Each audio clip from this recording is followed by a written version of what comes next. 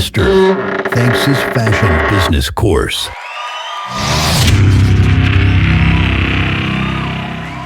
Learn fashion business with Mr. Thanks in 5 minutes a day.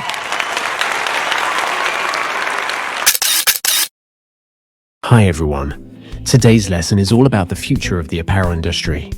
After the pandemic, the food industry has seen a strong recovery in sales, partly due to the increase in tourists visiting Japan. However, both industries share a common challenge: labor shortages. The food industry has made progress by using automated cooking machines and pre-made seasonings. This allows them to serve consistent quality food even with fewer chefs. Similarly, the apparel industry has a lot to learn about overcoming labor shortages and continuing to grow. In this lesson, we'll explore the future strategies of the apparel industry together, considering the use of technology and new business models. 1. The current state of labor shortages and challenges in the apparel industry currently. Many apparel companies are feeling the impact of labor shortages. There aren't enough staff in stores, but also not enough sewing workers in factories or logistics personnel. Why is this happening? A declining working population, low-wage jobs, are less appealing, tough working conditions, staff shortages. After pandemic-related layoffs, let's think about how to solve these problems while still increasing sales. 2. Learning from the food industry. Automation. The food industry is using automated cooking machines and pre-made seasonings to operate efficiently with fewer staff. The apparel industry can also improve productivity by using technology. Examples of automation in the apparel industry: RFID tags, automate inventory management and accounting, reducing register work, automatic cutting machines, streamline the pre-sewing process in factories, 3D virtual fitting systems, reduce the need for fitting room staff while improving customer satisfaction, introducing unmanned stores, save labor with self-checkout and smartphone payments.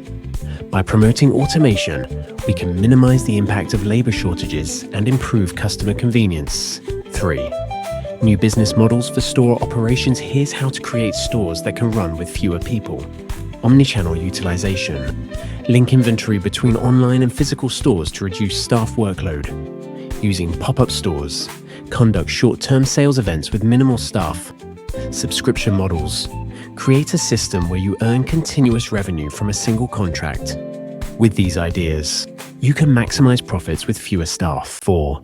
Introducing new employment models. Here are 2 main actions to review traditional employment models: utilizing part-time and side job staff, secure human resources that can work even for short periods, utilizing freelancers and crowdsourcing, outsource sales, promotion, design, and marketing tasks. Recently, there are more remote work opportunities in the apparel industry. By distributing operations and utilizing external experts, such as EC site operation and SNS marketing, you can supplement labor shortages. 5. Summary. 4 important points. 1. The apparel industry, like the food industry, faces serious labor shortages.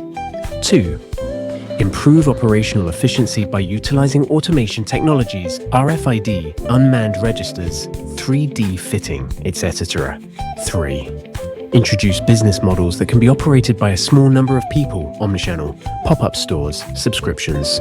4. Make employment models more flexible and actively use part-time workers and freelancers. It is important to see the labor shortage not as a problem, but as an opportunity. Let's actively incorporate new technologies and business models to adapt to change. Let me know if you'd like any adjustments or further explanations. Thank you for watching until the end. I'm looking forward to seeing you in the next class. Please subscribe to the channel